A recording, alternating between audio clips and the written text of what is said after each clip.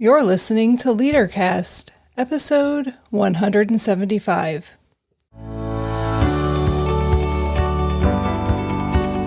Welcome to LeaderCast, Transforming Missions podcast with Tim Bias and Sarah Thomas, providing you with insights and resources you need to lead a movement of Jesus followers. I think it all goes back to say, what have I learned about accountability from the church that I apply into the world and into the corporate environment? And it goes back to the old acronym of joy, Jesus, others, yourself. And that's how I look at accountability. I look at how I live my life to try to be focused on ultimately, no matter what I do, if it's in the corporate world, if it's in the church, if it's in my community, I'm first accountable to Jesus and to what God wants me to do and how God wants me to interact in this, situation. And then I'm accountable to others. Like, what have I committed to them on what I am going to provide? And so that is kind of how I translate my experience from, my faith into my work life. Today, we're having a conversation with Courtney Hilbert. Courtney is a senior director of analytics at a marketing agency here in Columbus, a Christian romance author, and a veteran youth leader. From the first story Courtney shares to the last, you'll experience a woman of faith who integrates her love of Jesus into her leadership. As we talk about accountability, her integrity shines through. As a reminder, you can find show notes, including links to Courtney's books, the questions for reflections, all on the show notes page at transformingmission.org/podcast. Without any further wait, here's our conversation with Courtney Hilbert. Courtney, welcome to LeaderCast. Thank you. I'm very excited to be here. Just so our listeners get to know something about you, who are you and what do you get paid to do? I am a beloved child of God who is the daughter of Larry and Jean Hilbert and the sister of Jennifer Hurdle and the sister-in-law of Dave Hurdle, the aunt to Alex and Brady. I'm a friend. I am a confidant. I am 15 on the inside forever. And what do I get paid to do? I am a senior director of analytics for a marketing agency called Merkle, which is a Dentsu property. And what that means is I help people use data to make informed decisions about how best to communicate with their customers about what they need and what they want, and how to find that kind of nice Venn diagram between what the brand has and what the customer needs. And I also write Christian fiction on the side, both Christian romance and romantic suspense. So that is what I do. Well, Courtney, for you and for our listeners, we've been focusing upon different aspects or characteristics of courageous leadership. So before we move into that, what does being a courageous leader mean to you? I think first and foremost, a courageous leader recognizes that they are a leader. Too often, we don't understand that there is a responsibility with leadership, and that even if you don't want to be in leadership, you are there. And so you need to recognize that leadership ability. It's one of the great things about the Walk to Emmaus movement and how it really does teach and give the tools to new leaders in the church to go back and support their church community, and then to allow that to be a halo effect into their family life, into their career, into the corporate world, into their community. I also think a courageous leader is willing to be adaptable, to adjust to the community or team that they are leading, and recognize that there aren't two people who can be led the same. And you really need to understand and empathize, if you will, with the team that you're leading. I think that a courageous leader is agile and doesn't get too attached to what they're doing or what they've done in the past, but is willing to look through their windshield and not rely too heavily on their rearview mirror. I think a courageous leader listens intentionally, because I really believe that every person on this planet just wants to be heard. And if we can listen as leaders, we will really not only engage our teams better, engage our committees better, but we'll understand what they do best, what they care about, and then you can better align their skill sets and their wants and needs to where you need to go. I think a courageous leader is willing to own their mistakes and be authentic about that and honest and say, I made a mistake, I made an error, and here's how we're going to change or adapt to move forward. So I think ultimately a courageous leader is super authentic and is their real self, whether they're at church or whether they're at the office or they're at a coffee shop or they're hanging out with their family. You are your authentic self in all avenues.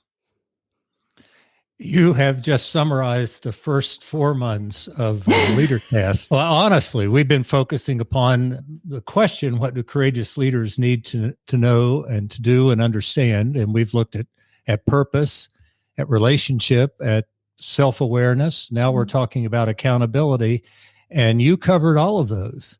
So I'm grateful for your introduction to this LeaderCast episode. As we move forward with that, we have some questions around accountability because that's what we're focusing on in April. And I think Sarah will start us with those questions.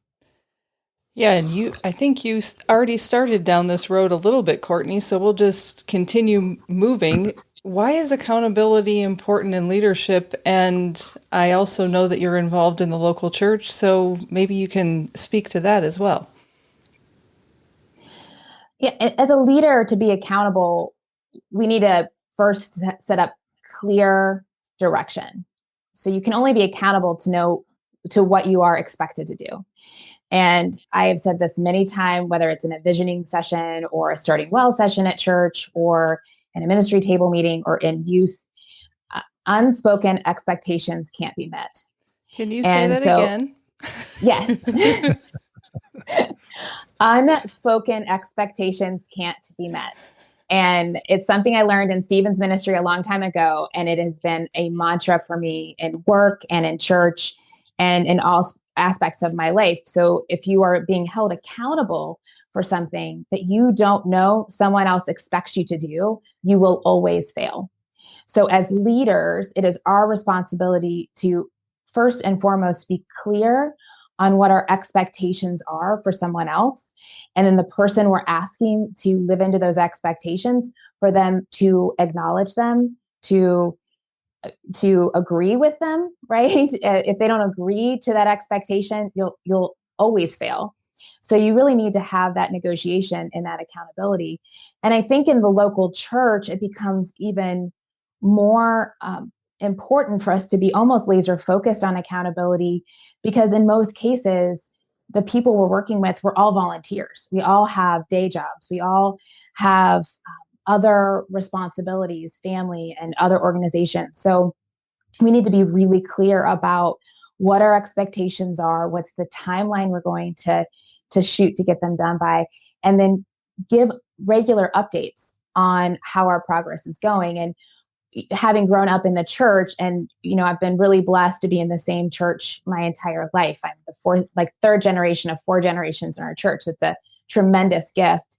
But having watched how church time works, a lot of things can start really, really well and then just fall off because no one is holding the leader or the committee or the effort accountable.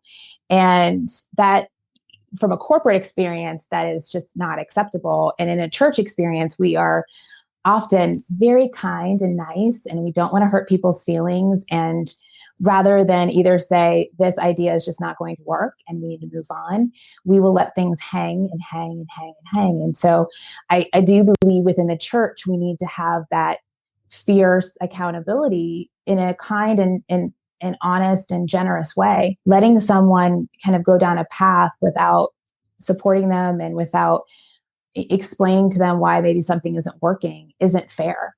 And it's not being, a good Christian, in all reality. And, I think about specifically within youth throughout my years of doing it, I can't even count the number of times people have come up to me and said, what I think would be a great idea for the youth to do, and fill it with X, Y, and Z. And I used to get so defensive because I felt like people were putting that on me. Courtney has to go and do X, Y, and Z. And so about 10 years ago, my response became, That is a great idea. I think the kids would love to do that. Would you come into our next youth meeting and be willing to lead that for the youth kids and for Gummy on the whole? Out of all the number of people who came up with great ideas, I had one person actually come to a youth meeting, because we can in the church get into a cycle of shouldism. You should do this, or he should do that, or we should do this. And we don't put a clear, smart goal around it. We don't set expectations. We aren't clear in what we think that goal should be. And so we can't hold each other accountable. And I just think that we would be a healthier, more robust organization and community of believers if we first recognize all of our parts in the body of Christ and then help to support each other through accountability in fulfilling those parts of the body of Christ. Thank you. Every meeting I have with churches from now on, I'm going to say, Courtney's coming with me, and she's going to. One of the things I hear you saying, Courtney, and I think it's very important for our listeners to hear it, and that is, a lot of times when we talk about leadership in the church, we come at it from a corporate perspective, from outside the church. I'm hearing you say lots of what you're learning about leadership, you're learning in the church and taking it to a corporate setting. What does accountability look like in that corporate setting, and how and where is the learning and the shifting for you as you see it? What's interesting about accountability in a corporate setting, and I'm going to take my current company today and kind of put it into one bucket. It's an agency. And so our accountability is to our clients.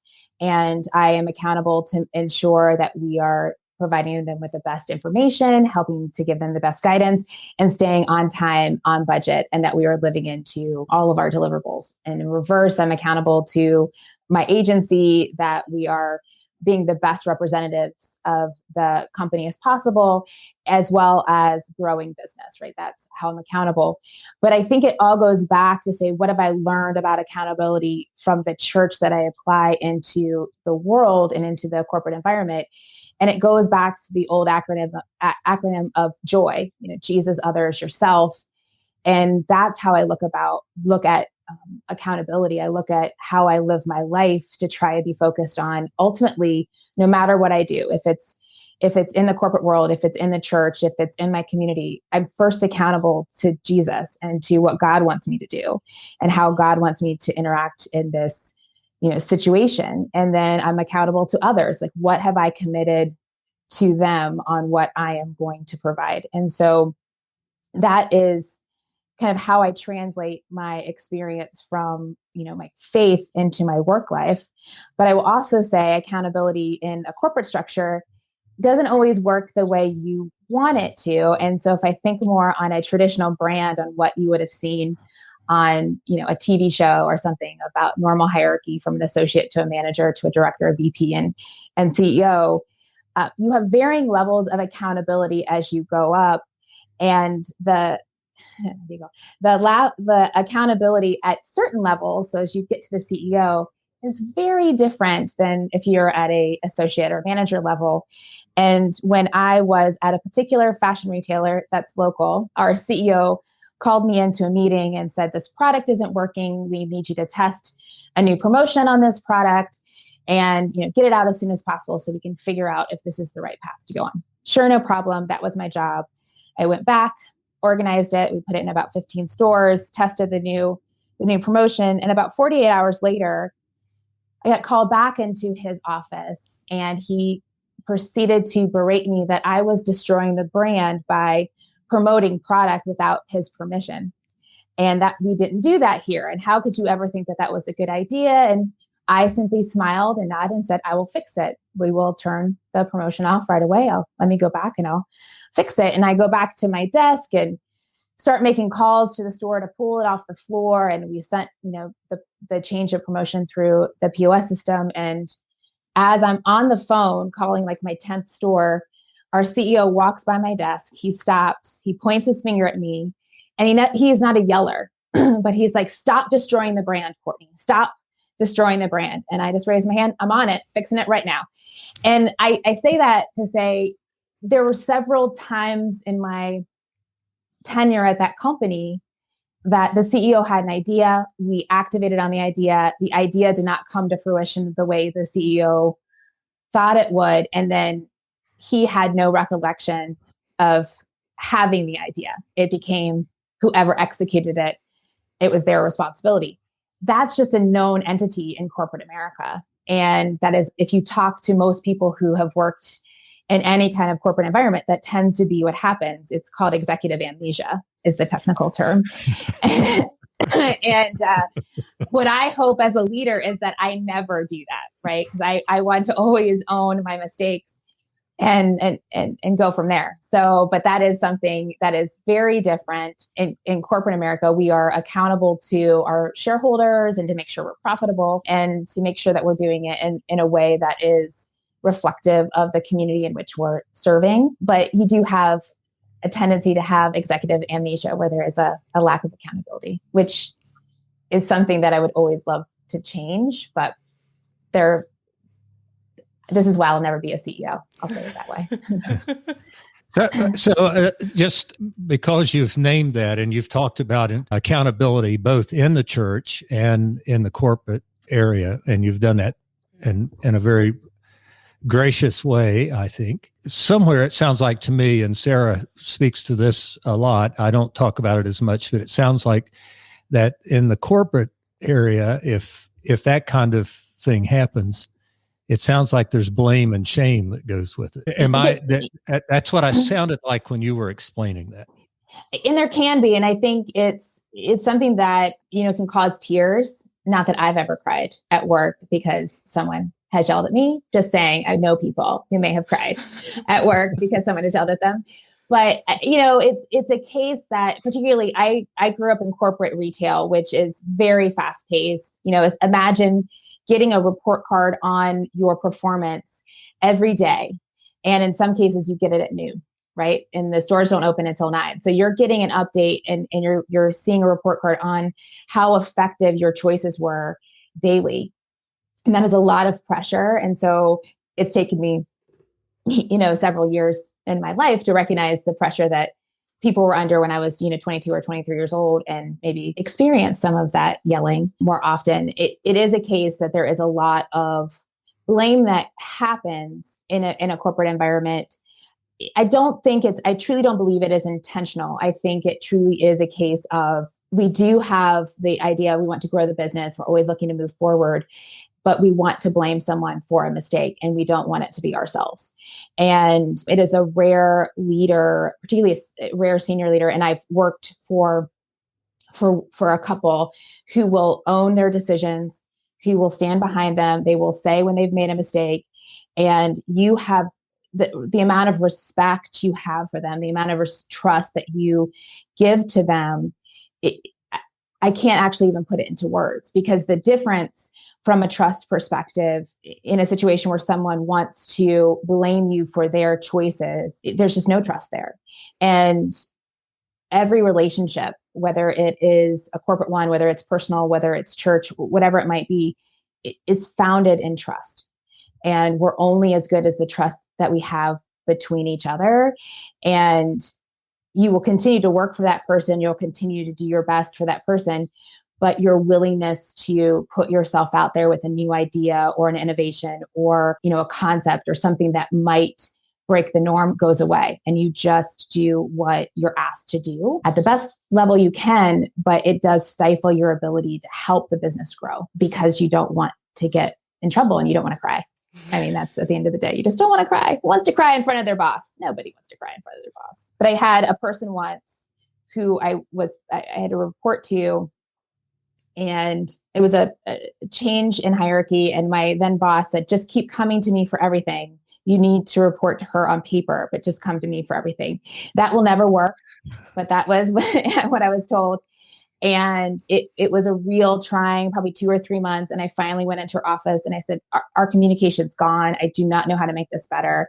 And she got up and closed the door and sat down and said, I figure if you squeeze something tight enough, eventually it'll break. And that is it was a wake up call for me. And I was like, I need a new job. That was my first thought. And my second thought was, how sad is it that that is the place we had to get to have an honest and authentic conversation? And I knew then at, 28, 29 years old, that I did not want to be in that position when I was at her level. I wanted to always have a place where someone could come to me and be honest if I wasn't giving them what they needed. So I learned from that on that I am not only accountable to my leaders, but I'm accountable to my team, and I'm accountable to my cross-functional partners, to my coworkers, and to, the entire organization. So it changed. As painful as that experience was, it changed a lot of how I approached leading, not only in church, or in work or church or in my life. It really did change my perspective on just communicating with people.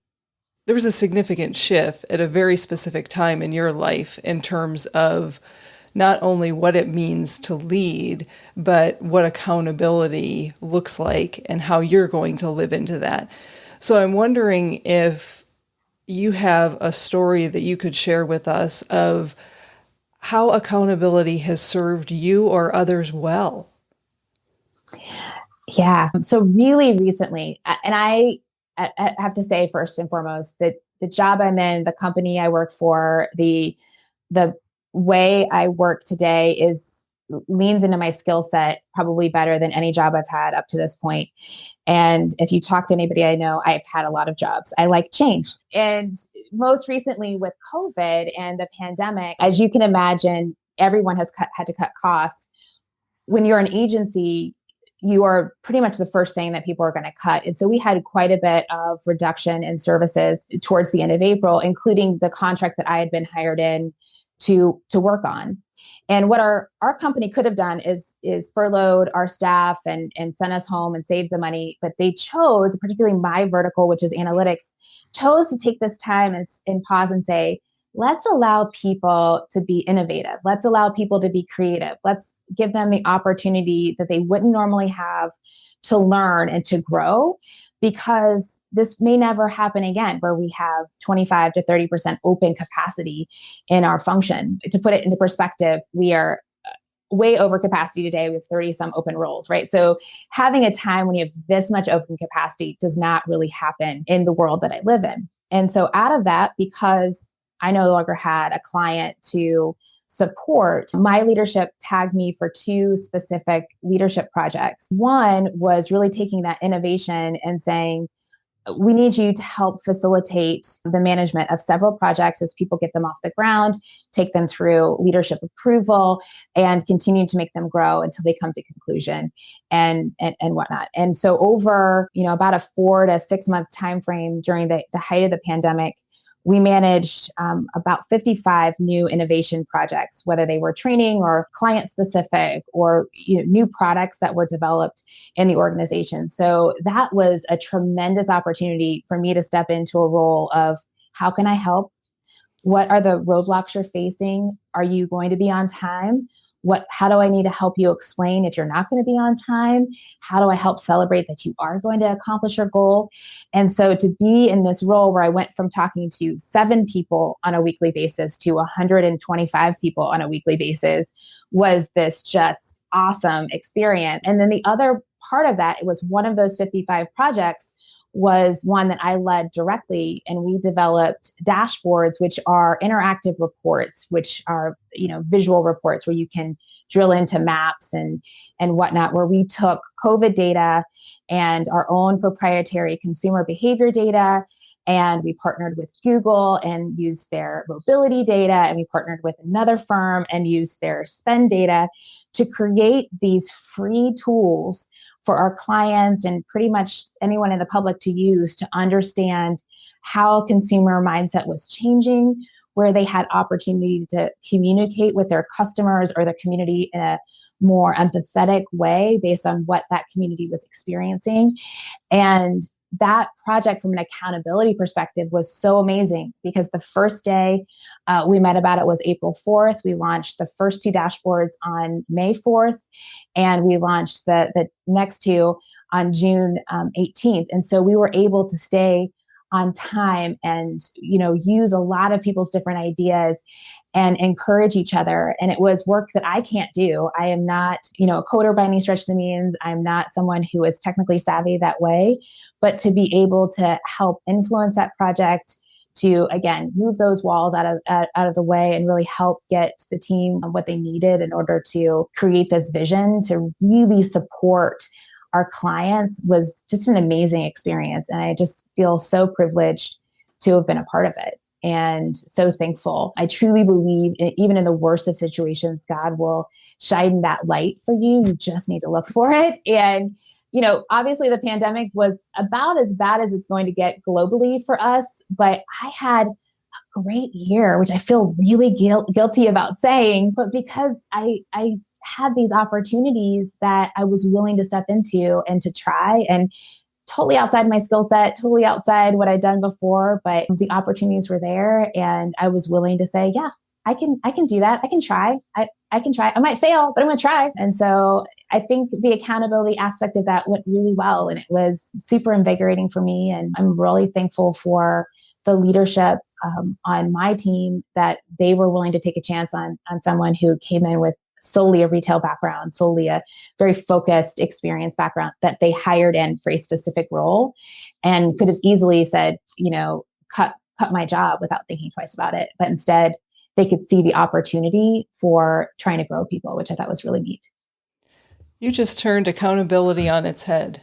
So many people think that accountability is a bad word, but you just illustrated how it can lead to innovation. It can lead to new life, new opportunities, new learning. And in the end, I'm guessing, and this may not have happened yet, but for the organization that you're serving, it's probably leading to revenue as well. And awards. We did win an award for it. Yes. Yeah. I mean, and so that's life-giving. That's the life-giving part of accountability that I don't think that we talk enough about. We've talked about accountability in the punitive sense of you need to be held accountable for what didn't happen. And you started us off well with that in terms of, and it's often with things that we didn't know that we were supposed to be responsible for in the first place. Great example. Thank you for sharing that with us and with our listeners.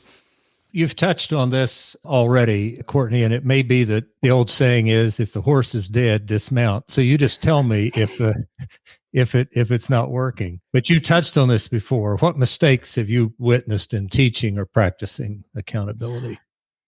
And I would say I have witnessed them in myself. So I don't want to put a mistake on someone else. I'm gonna take the mistake in on myself and just tell you from my own experience. I became a manager at a very young age. And I use the term manager because that's what I was. I wasn't a leader. I was managing people. I was a boss. And so, my team at the time would say the worst sound they ever heard was the pop of the highlighter lid coming off, because it meant that I was highlighting something they needed to fix. And what I found myself doing is just fixing it myself, or if someone wasn't doing exactly what I wanted, even though I hadn't explained what I wanted, I would just do it myself. And again, going back to that pivot moment in my life, had been managing, a pretty big team, 2 different businesses, and to hear that feedback. And I realized what I had been doing to my own team in that moment as well, that I hadn't been a leader, I had been a boss, and I was holding them accountable for things that they had no idea they were supposed to do.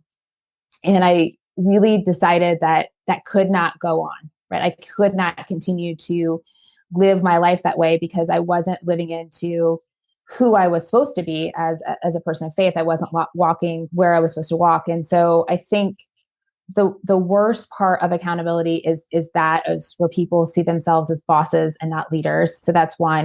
And I would say 2, it's the reverse of where, and I call it the good girl syndrome, right? Like you saw it in elementary school where someone would just get moved on to the next grade because they're a good girl. Well, they can't read and they can't do math and they aren't attending school. And we do that. And I will say we do that both in corporate America and we do that in the church, where we just kind of push a problem down the road. And instead of addressing the situation in love and in care, and not because we're trying to be mean-spirited or not because we're trying to be vindictive, but really saying, hey, you aren't meeting these expectations. What can I do to help you meet them? Or is this just not the right fit for you?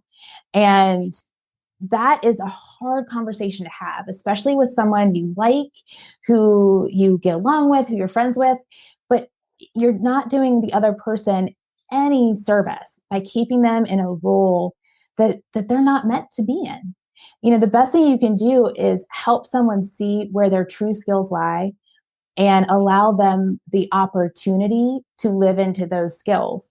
I joke all the time that I love looking for jobs. And I'm not joking. This is my 8th company I've worked for. I do like change a lot. I love to look at new jobs, but I do it for my friends all the time. And people who are unhappy or whatever, I will send them, hey, I think you would be a good fit for this, or I think you'd be a good fit for that. And I do that because we all have an opportunity in life to live to our fullest potential in whatever place we are planted. But we can't do it if we're trying to, go down a path that we don't have the skills for. I'm not going to be a surgeon. And just because I walk into an operating room doesn't mean I actually can operate on someone. And so that is the same thing of having someone in an ill-fitted job where they don't have the skills, they don't have the ability to actually accomplish the goals. So then they're always going to fail your expectations. You're so much better off saying, hey, here's what I do see you being really good at. Here's where I do think this would be a good fit. And then helping them to move into that role. One of the things I do with my teams is trying to get them to update their resume annually. And I had a friend once say, well, won't they just quit? I'm like, well, if they feel the need to quit, then they're not in the right job. My job is to help them be as available and open to the next opportunity, to prepare them as much as possible, and to help them, be the best person they can be in the role they're in today. The rest of it doesn't matter.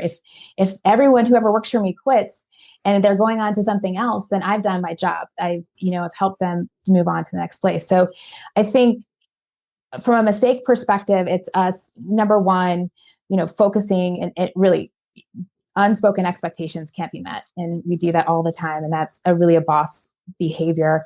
And then not recognizing when someone just isn't meeting the mark or isn't meeting those expectations, and helping them to understand, A, you are accountable, or B, if this is not going to work, how do we help you get into a lane that's going to work for you?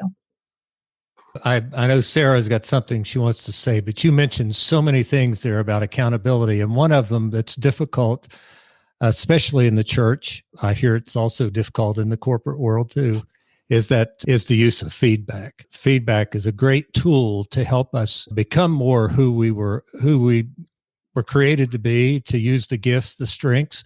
And it sounds like to me that your feedback isn't at an annual review as much as it is on an ongoing basis. Would that be correct? 100%. I mean, if you are waiting till an annual review to give feedback, then you are failing as a leader and as a manager. We need to give in the moment feedback as much as possible. And both, you did a great job, as well as, hey, here's how we can make this a little bit better. And how can you improve a little bit more? Here's what I would have maybe done. How do you feel about that? Let's talk about this, how maybe we can approach a situation differently. Because if you wait until an annual review and someone made a mistake or made an error in July, and your annual review process is in March, there's so much that has happened since then. And all you're doing is dragging someone back to a point in time where they feel like they've moved on from it and they've let it go. And you just kind of continue to go back to the same pain point. Never allows people to move on and grow. You are essentially making someone a single moment in time rather than, a stairwell, if you will, if you continue growing relationship. And that's not fair. It's not fair to rehash an old mistake or an old error. And if you don't give in the moment feedback and continuously, you will end up going back, oh, that one time, remember how you did this? And that's not fair to it's not fair to the associate. It's not fair to the committee. It's not fair to the pastor. It's not fair to anyone, because you move on from that moment. And whether you took accountability or not, you've moved on. That it's living in someone else without resolution is isn't fair to the person that you're giving that feedback to.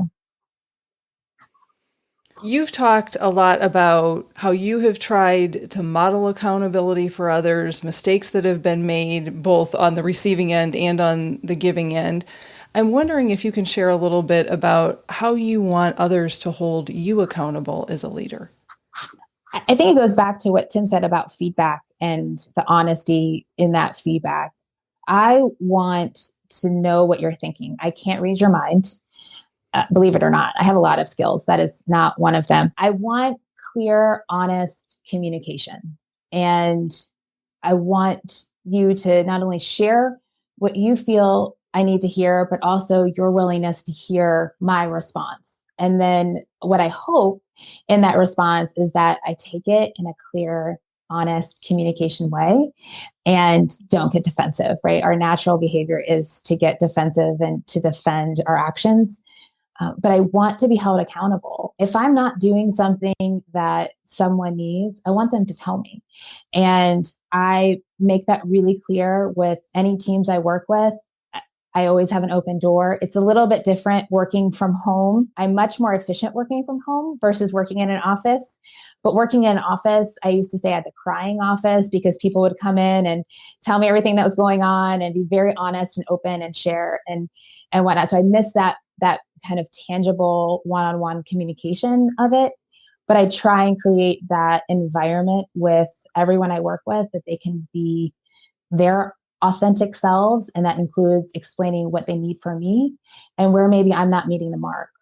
And then I try and take that feedback as closely to heart and live into it. Now, sometimes people have unrealistic expectations, right? Particularly if they don't understand the situation you're in, or you can't get them promoted faster, or you can't necessarily meet a 24-hour turnaround time if that's what they're asking for. But I want to be held accountable as much as possible, because I won't know if I'm not meeting your expectations. If you're not telling me, I'm going to assume I am if you're not giving me feedback. Right. So we make a lot of assumptions. I say all the time, if you don't tell me the story, I'll write it for myself. And generally it's a tragedy. So I want you to fill in the blanks for me. And I think that, we all do that. People say, they can't write a book. I'm like, we write stories all day long. Everybody does. We all write our own story all day long. And that's why I truly believe we have to be in honest communication all the time. It's listening and it's speaking, and it's listening and it's speaking, and it's back and forth, or it's writing and it's interpreting a writing correctly and whatnot. We talked a little bit about this before we began our recording, but I think that would be really good, at least from my perspective, would be good for our listeners to know what's been your main job in the local church over the last few years of your life. I mean, let's do it this way. How many years have you been the youth director at your church? 22. It's amazing. I started at birth being the youth director. I was just that advanced. No, I started in youth ministry. I did a little bit when I was in college, just because I had my conversion moment at 15, and it was really important for me to be able to be that conduit. Right, there are statistics out there about the openness to Christ after your teenage years, and it dwindles quite exponentially. But I have been blessed to be in service of our youth at Groveport United Methodist Church, Go Gummies, Groveport United Methodist Youth, for 22 years. And God has really blessed me with unique youth groups. I joke a lot that you should be careful what you pray for, because God will answer. When I was first in youth ministry, a couple years in, we started praying, we need more kids. We had like 3 or 4. It's a small church. And we had the first or second 30-hour famine. And was woefully unprepared. And all I prayed in that 2 weeks up to it, please God, send us 10 kids. Just please, because if we have 10 kids, they'll entertain each other. That was actually my legit prayer. And I get to church, and there's a kid out in front that I'd never seen before. And I said, "What's your name?" She said, "My name is Michelle." I was like, "Can I help you?" She goes, "Well, I'm here not to eat." And I was like, "You're in the right spot." And then over the next 45 minutes, we had 37 kids show up, and we were not prepared for 37 kids. There was also a wedding in the church that night. So again, be careful what you pray for. I then started, because we had about 15 to 20 kids on an average Sunday, but only one boy. And so I started praying for God, please just send us some boys. We need this balance out, because we would only have one boy. It wasn't the same boy, but it would be one boy at a time. And so I started praying for this and praying for this. And then for the last 7 or 8 years, the youth group has been about 70 to 80% boys and very few girls. So, and I just laugh because I think God's like, see, I will give you what you asked for, Noxie Gat, right? Like he will give it to you, but understand the consequences for everything you ask for. But it's been a real privilege. I've had a real gift of being able to serve in this way. It's stretched my teaching ability. When I first started, I went to Lifeway, which is now defunct, and there's not physical stores anymore. And I went in and picked up the youth ministry books, and everyone started with, now split your group into groups of 12. And I'm like, what if you have 3 kids? And so that started me down the path of, writing my own curriculum, because we didn't have it. And so it's been an honor to connect with God on that level. And I just said this the other day, don't underestimate the value of a dollar store and the inspirational qualities you can find for youth lessons in those 4 walls. So that has been my primary function within the church for a really long time. And let me just ask this, because we're talking about accountability. How is accountability and youth ministry going together? So I have some rules that I live by. Number 1, Jesus is number 1, and number 2, show up. And I think that is really primary for a youth leader. Just be there. The kids may not show up, but you need to show up. You need to be present. If you say we're going to have youth on Sunday night at 5:00, you are there no later than 4:30. And you are there if you have 1 kid or if you have 100 kids. And you're going to be there in 2 weeks or in the next month. And you are consistent, and you are available by phone. You are available for reference letters, 10 years after they're out of youth group, you are available, and you're always present in their life, whether it's on a daily basis or on an annual basis or periodically as they realize they hadn't been to church in 9 months, right? So and you treat them the same, whether you saw them yesterday or you saw them 2 years ago. You never change your love for them, because God's love for them hasn't changed. So your love for them should not change. So, but yeah, just be there. That's 90% of the battle with youth, is just showing up. The rest of it will figure itself out. But love Jesus and show up. Yeah. Well, thank you for letting me insert that question. I think Sarah's got another one for us. Are you ready for the rapid fire questions? Is anyone ever ready for a rapid fire question? Sure. As ready as I'm going to be. What food is always in your fridge?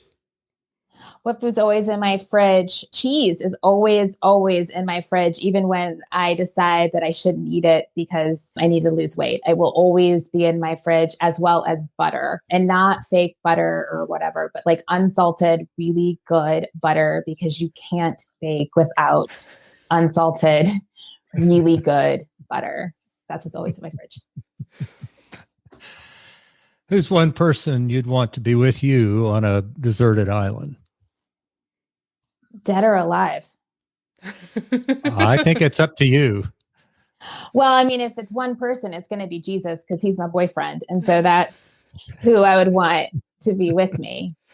If I get to pick one person, and only one person, it would be Jesus. Okay. And I realize that's a churchy answer. So you can pick 2.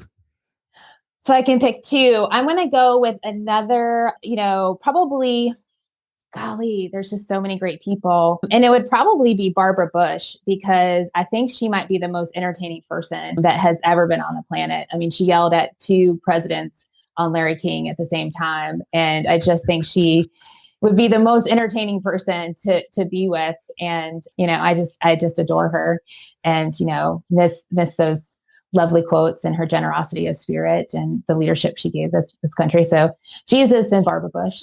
Yeah.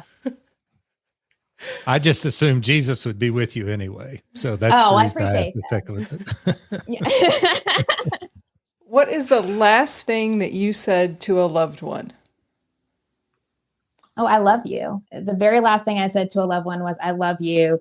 If we want to jump over, I love you, it was to tell my sister that we could stay inside and not sit outside for trivia tonight because it's cold. So that is probably the actual last thing.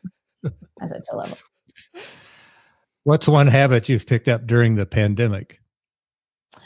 Walking my dog every day. I was not the best dog mom with Daisy, RIP Daisy, but with Georgie, because of the pandemic and she's got some anxiety, we have walked pretty much every day unless it's been a really bad snow or it's rained. And she does know that word. And I'm surprised she has not run into my office when she heard that word. So that's probably one habit I've picked up. Okay, I know I'm asking this question to an author, so you can take it whatever direction you'd like. Okay. What is your favorite all-time book? Oh, gosh. I mean, ultimately, this is going to sound like I am one of my youth students and just saying the Bible, but it's really why I write. Follow me on my train of thought here. It's really why I write romance novels, because to me, the Bible is the ultimate romance novel. A romance novel has, a meet cute at the beginning, and then you have a conflict that breaks up the couple, and then you have a happily ever after. And if you follow the Bible all the way through its arc, that is what it is. It is this tremendous romance of God with his people. And I can remember distinctly talking to my cousin when I was in the 5th grade. So this is a long time ago, and telling her why she should read the Bible, that it's got everything in it you could ever want. And in the 5th grade, that's what I was saying. Right. And I truly always go back to that. There are other books that I love. I love John Jake's books.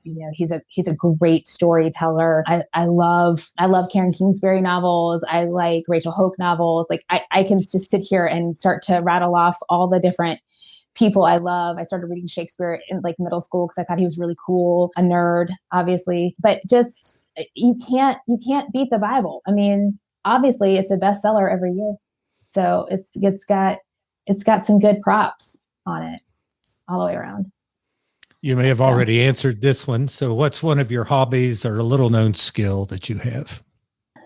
A hobby or a little known skill. Well, probably my biggest hobby is baking. And my little known skill is that I keep trying to learn something new. That was my New Year's resolution, to learn how to make or bake something new every month. And so last month it was cream puffs. The month before it was donuts. The month before it was sugar flowers, right? So it's a little known skill that I have this desire to replicate things I see on cooking shows, but don't have that many skills. I talk a lot, but that's a well-known skill. It's not a real secret.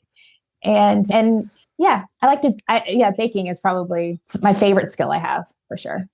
So all those things you just mentioned need real butter too, right? They all need real butter except for the sugar flowers that need real shortening and the ability to read directions, because I only got to the place where it took 48 hours, not the place it took 72. So obviously I'm not the best reader of full instructions, but yes. Yeah.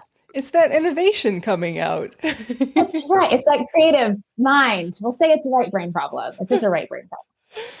Oh, Courtney, I can't thank you enough for taking time out of your schedule to be with us, to share your story and your insights with our listeners, and most of all, to share your love for Jesus with the people who listen to this podcast and with Tim and I. It is a true gift. It's been a true gift to us, and I know it will be a true gift to our listeners.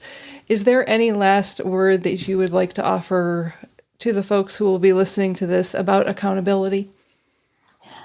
I think the only thing I would say is to love people where they're at and to recognize that what you can do is not what others can do. And if you love people where they're at, you will find realistic expectations for them, and you will be pleasantly surprised at how far along you can get. So just love people where they're at, and trust that God will move them where they need to go, and he'll move you where you need to go. Courtney, as anybody that's about ready to say what I'm getting ready to say, you'll say, well, they're just making it up. So as honest as I can be, I always leave a conversation or a meeting with you a much better person. I mean, it's just that way all the time. the experience today has been the same. I'm grateful for you and the gift you've been to Sarah, to me, to our listeners. But man, we can have this conversation anytime and not be on the podcast. I'll be a better person. Thank you. I not only your witness, but just the integration of your life, the relationships you have, the importance you put on how your relationship with Jesus informs everything you do. And I am grateful that you've been with us today and that we've had this time together. Thank you. Thank you. It's been a tremendous gift as well. I'm just going to say ditto right back at you. Thanks for your graciousness. We appreciate it. It's been a real gift. So thank you guys so much. Thank you. You now see why I titled it Integrity and Accountability in Church and Corporate Leadership. Courtney's a person of integrity, and her leadership models authentic accountability in both the church and corporate, or maybe I should say agency settings. So let me leave you with a few questions for your own reflection to take action on what Courtney shared with us on this episode. First question is this, and this one's specifically for individuals who work with teams. What expectations do you have for individuals on your team? And when will you communicate those expectations? Second, return to the JOY acronym that Courtney reminded us of. You've heard it a million times. So as you consider your own leadership, what does Jesus want? What do others need? And what can you do or not do to help? And then third, what's getting in the way of life-giving accountability in your leadership? Is it should-isms, amnesia, the good girl or good boy syndrome? Take a minute and respond to these questions to help you integrate, see what I did there? What Courtney has shared with us on this episode. Once again, you can find show notes for this episode at transformingmission.org/podcast, and you are looking for episode 175, or you can go directly to this episode at transformingmission.org/175. And remember, who you are is how you lead. Bye for now.